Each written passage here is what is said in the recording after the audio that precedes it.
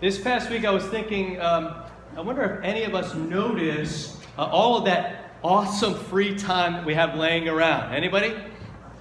Like just wondering, like, wow, where did I get all this free time? Where did it just appear? I mean, none of us think that because we just don't have any. We go and we go and we work and we work. Or we might be at the other end of things and we say, well, Pastor, I just retired. I don't know what to do with myself, or I've been laid up with this injury or this illness, and I got nothing but free time. And that can be just as bad, right? Because what's true about both of those situations where I'm burning the candle at both ends, or if I'm laid up in a hospital bed, is that I probably won't get any rest. Right?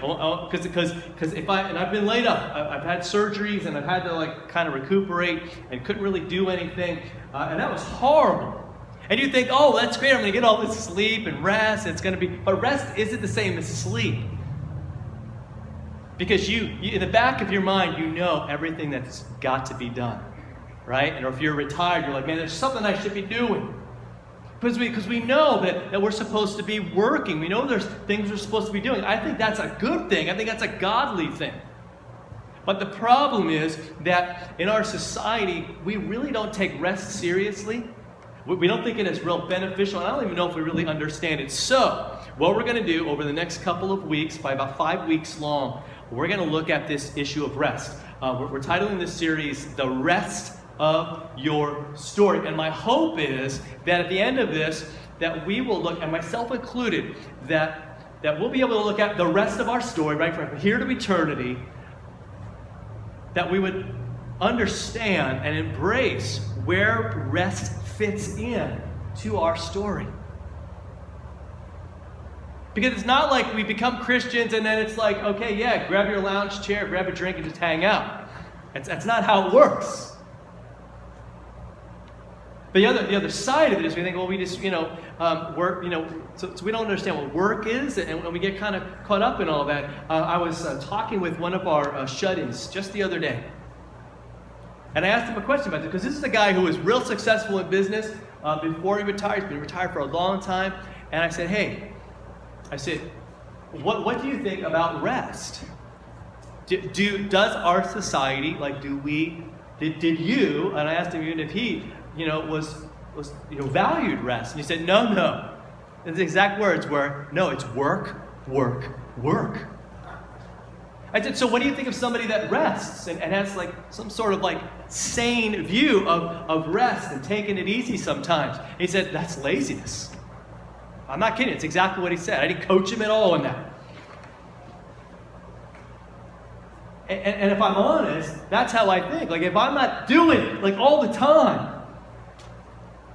then I'm being lazy. If I were to take some time and just kind of step back from things a little bit and get recharged, then I'm not doing what I'm supposed to do. And the rest of the world looks at me and goes, wow, what's wrong with that guy? Because we value burning the candle at both ends. We value, and we almost see it as you should get a trophy or some kind of award for working too hard. Now again, I really believe in the Garden of Eden, what were Adam and Eve tasked to do?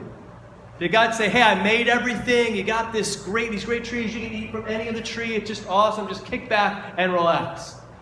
No, he gave them the task of taking care of that creation. So I believe there was work involved, and I believe at the end of the day, they were probably tired. And it was a good thing. It was a God-honoring thing. It's when sin comes into the picture that you begin to do things for the wrong reasons, and you begin to not think that rest is important or any of that. That's why I think when God dials in those 10 commandments, one of those is rest. We're going to talk about that next week. But He's designed us to need to be recharged. So being tired is fine. I think it glorifies God when guys, when we go to put the head down on the pillow and after a long day, I think it's good if we're tired. But let me tell you, I think it's bad if we're exhausted. What's the difference? Tired means that you're running low, but you're kind of okay, I got to get a recharge. When you're exhausted, it means you're done. You're empty. like empty. Like when I'm out weed whacking in the yard and the battery, I have a battery and I got 2 of them. Like and they'll just get worn out. They'll be exhausted. There'll be nothing left in the battery, and the trimmer becomes absolutely useless until it goes back into the charger. It's the same with us. It's the same with us. We need that rest, especially for our souls. Because again, that problem with rest, you track it back to the Garden of Eden. You can track it back to not trusting in God, to not thinking that God has your best, interests in mind, and then suddenly work becomes futile, right? God says it's part of the curse. He says the ground is going to mock you. It's going to be thorns, and it's going to be all this bad stuff instead of the fruit that you're used to having. It's going to frustrate you. It's going to be difficult. And that's why I think work becomes a chore, and work becomes something that's just really horrible and something that maybe we'd like to avoid. But I think what Jesus does is he makes work different. And he helps us to see rest as a part of it. Could we see rest more like a piece of music? Everybody's pretty familiar with how music notes work and how a piece of music works. Like if you open up your hymnal, the music is there, and you can see it, and there's notes, and the notes are right A or B or C, and there's different notes. They have different tones. You sing them, or you play them on a guitar, piano, whatever it is, and sound comes out. But as part of the music, though, there's a thing called a rest. And that's when you don't play. There's no sound coming out of your mouth for that, second, maybe 2 seconds. But then you're back to singing, and then there's another rest. And it's part of the song. And it's also a part of our life. I was going to try to do it, and maybe I'll do it for next week. But there's a lot of songs, probably every song, that if you took the rests out, the thing would sound totally different. Sound totally different. You'd be like, what was that? You'd be like, I'm playing that song. Well, you didn't stop when you were supposed to. Well, I just wanted to keep on going. But you see what I'm saying? And God's going, look, there's some times you need to stop. Especially when it comes to trying to save yourself. See, that's the big motivation. I think that's the motivation why we overwork. And why we're so obsessed, right? Even though we have all these gadgets, we have all these things, all these systems, right? And there's books about the systems, right? To be more productive and to get more done. And you would think that we would have more time to kind of unplug and enjoy our families and all those other things. I think it's made it worse. And in America, I think it's very kind of obvious. Other countries do far better at this, right? Prescribing a time to just kind of relax and take it easy. And not feel guilty. Build it in. Jesus says this to us in Matthew 11. He says, "Come to me, all you who are weary and burdened, and I will give you rest." Why would he say that? Because this isn't a uniquely American idea, a modern idea. This has been from this way back. Next week, again, we're going to talk about Sabbath, and that's the reason why God put that in. It's one of the 10 Commandments to take a rest. Why? Because we're inclined to not take a rest because we're not inclined to trust in God. We're inclined to trust in ourselves. I got to keep working. I got to keep all the plates spinning. And that even applies to my spiritual life, maybe even more so for my spiritual life. And so maybe we spend long hours at the office and we feel like we're not doing enough, and we feel like we're not doing our job well enough, and we're burdened and we're guilty and we're all of that. And maybe some of that is that if I could just do my job perfectly, then maybe God would love me. Right? If I can just get the family thing, just get it perfect, then maybe I'll be acceptable to God. And God's going, come to me. You who are weary and burdened. All of you who are trying to do it on your own. Who think it's all up to you. And you're feeling the weight of that, man. Maybe you're running a company. Maybe you're doing it. And maybe a lot of it is on you. You feel that weight. Jesus is saying, look, come to me. Whatever it is. Whether you're burdened by an addiction. Maybe you're worried by some kind of physical thing that's happening, right? And it's just crushing you. And it's this burden and you can't take it. It's no more. Jesus says, I have rest for you. Not I might have rest. He says, I will give you rest. The thing is that we got to go to him. And that's the tough part, isn't it? Because if I go to him, then I got to admit that I'm weary. I got to admit that I am burdened, because I live in a society that looks down on someone like that, don't they? What do you think about when somebody goes, oh man, I'm done. But what's wrong with you, man? Like, you need to get a protein shake in you or something, you know what I mean? Take some Red Bull, just power past that. Even though your body is telling you everything else, even though your soul is telling you, you got to just slow down a little bit. You're like, no, I can't do that. Listen, the world is not going to end. It's not going to when we rest. In fact, we need this rest. All the other rest that we're going to talk about is based on what we're talking about here. This rest in Jesus. He says, come to me. Think about that for a second. The one who made everything, who has all power, who defeated death and the grave, right? Who went to a cross and died for you, who loves you that much, says, come to me. Not to the idea of me, not to a teaching, but to me, a living and active and a God who is with us. Says, come to me. I'm going to give you rest. Take my yoke upon you and learn from me. See, that's an image that's it's hard for me to track with, because I grew up in the suburbs, and I don't see a lot of team of oxen. Anybody see that all the time? Maybe if you live out in Lancaster, you see a lot of team of oxen going and they're plowing a field, but they hitch them up together. What Jesus is saying is, look, he's like, there's work to be done, man. There's people that need to hear about me. There's people that need to be, that rescue needs to be brought to them, and they need to be encouraged, and they need to be helped. And you know what? And I'm calling you to go out and do that, but you don't go alone. See, that's the point. We're hitched up to him, connected to him. Isn't that what Jesus meant when he said, I'm the vine, you're the branches?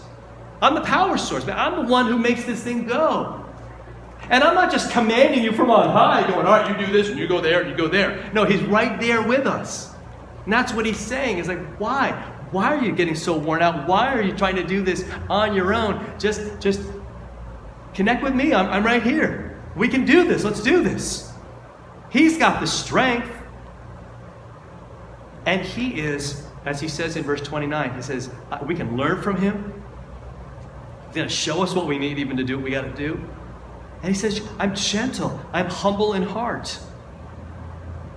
He's not out to run us down or to make us feel horrible. He's actually gentle. He's actually humble in heart, right? He's there to serve. And he's there to give. And he says, and in being connected with me, you will find rest for your souls.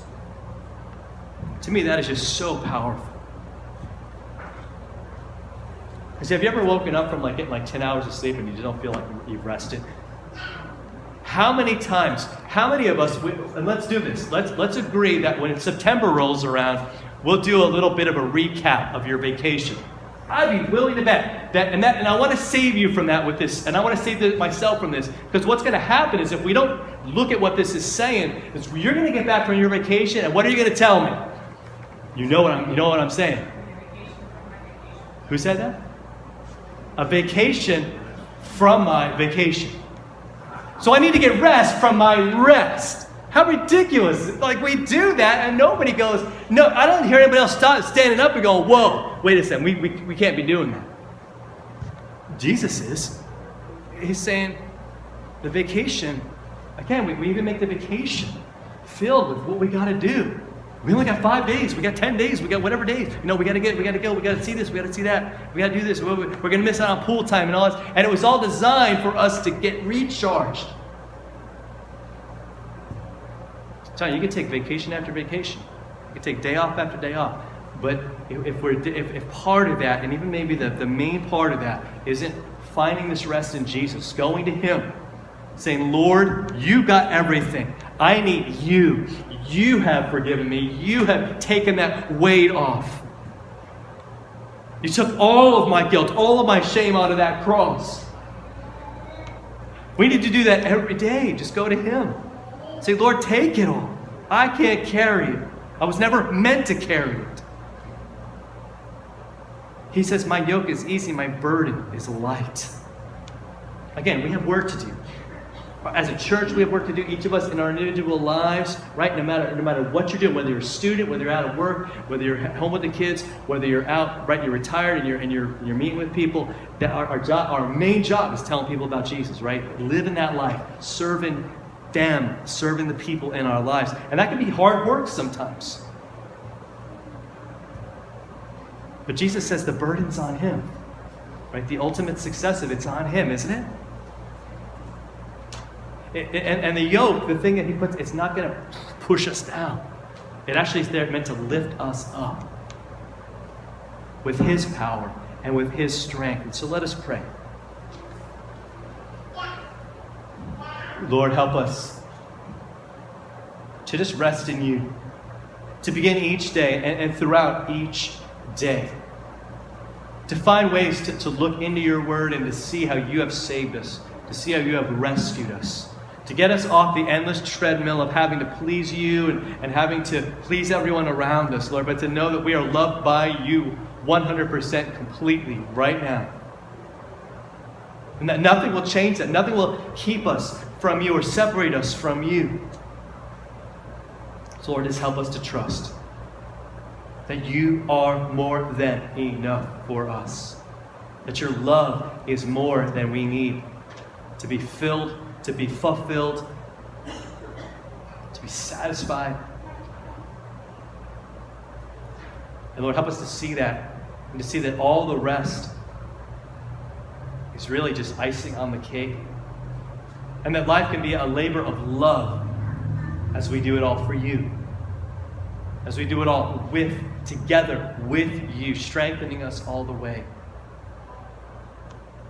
Right, with our lives and the people's lives around us being changed, with that being our focus, that being our motivation, your Spirit being our power and all that we need. And so, Lord, we lay that all at your feet, trusting in you. In Jesus' name, amen.